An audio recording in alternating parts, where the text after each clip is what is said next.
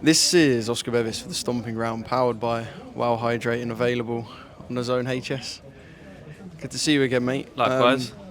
Was it last week, last Monday? Yeah, last Did we week, caught wasn't up? it? Yep, last And week. since then, all everyone has been talking about, on our Instagram at least, is you singing. Yeah, I know. For You're Riyadh not getting a season. live performance. I wasn't going to ask. If that's I'm not what gonna you're lie. after. I wasn't going to ask because I know it's fight week and there's a lot of media demand, so I won't ask you to Yeah. sing. But you have promised Yeah. that you're going to release what I'm Yeah. going to call the HS mixtape. What I'll do is when this interview's done, I will send you the BTS clips and you can put it up so they can see.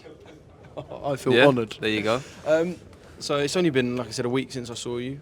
What have you done in that week? I know Arsenal got a big win over Tottenham, Yeah, so I was there yesterday. happy with that? Oh, you were there? Yep, I was Yeah, there. I was happy there with that? yesterday with one of my advisors, Adil Ditter, and his guys, Dave Maneshi. I was in a box with them, so a massive thank you to him for inviting me down.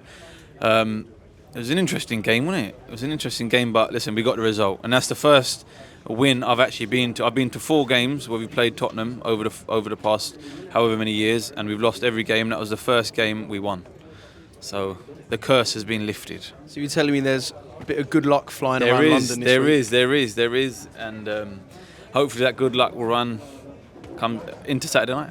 Well, I can't say anything because I'm a Chelsea fan, so I was hoping, if possible, that both of you could lose. I don't know in what way that could happen, but yeah. So in terms of training, I know you sparred the night that we spoke, but other than that, kind of, it's weird to say easing off because you're going into the biggest fight of your life on Saturday, but I guess easing off a little bit. Yeah, just a little bit. Cracking down on the weight now, losing them last few pounds, and just it's all about being sane up here now. Do you know what I mean? Because you've done everything physical required of you. You can't do anything more that's going to make you stronger or fitter for Saturday night. So now it's all about just staying in check mentally. When is the cut-off point, the point where you're like, right, now I physically cannot do anymore? This week, really, like it'll be today. Today, like I have my last session, and after that, there's not much I can really do that's going to help me Saturday night, apart from, like I said, mentally dial in and stay dialed in as well. So, yeah, we'll see how it goes. It's going to be a busy week media-wise, and I guess being a Riyadh season ambassador, perhaps a touch more for you as well. Yeah. But you're ready for that? Yep, and do you know what? It's fighters to come to this point of their careers where they get these big opportunities and whatnot, and they forget that they need to cherish them, because when they were young kids, this is what you dream of. This is what you dream of, and it's not what you think it is when you see it from a young kid's perspective. But at the same time, you just have to be thankful for all the media, for you guys, for giving us the platform.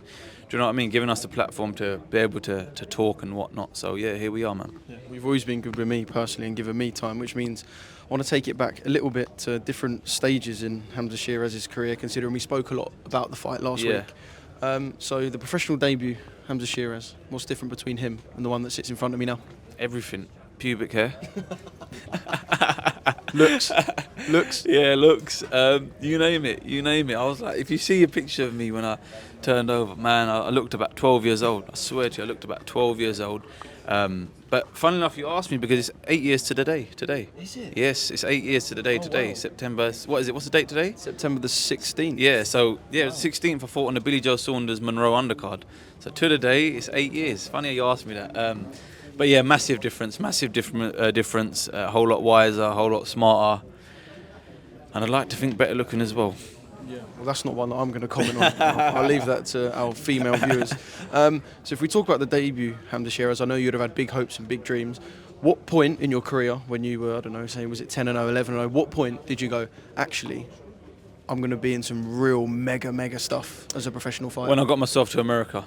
That's when it was, when I got myself to America, because I was getting to a point in my career where the fights were getting harder, but at the same time I knew that to continue to deliver, it was more about being honest with myself. It was more about being, are you good enough? Do you feel you're good enough? And the only way I could answer that was getting my ass out to America. It's funny you should say that, because there's a big chunk of your pro career that came before America. Yeah, massive career. And I wouldn't say I was winging it, but it was more like just turn up, do the training and fight. And if you win, you win, and if you lose, you lose. So there wasn't much in it. But when there was more at stake and whatnot, it was like I said, more about being honest with myself.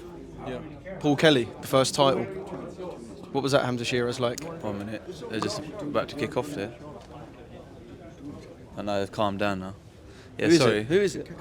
Maybe I should have my camera. Yeah, go on. One who won his first title. What was that Hamzah Sheeraz like?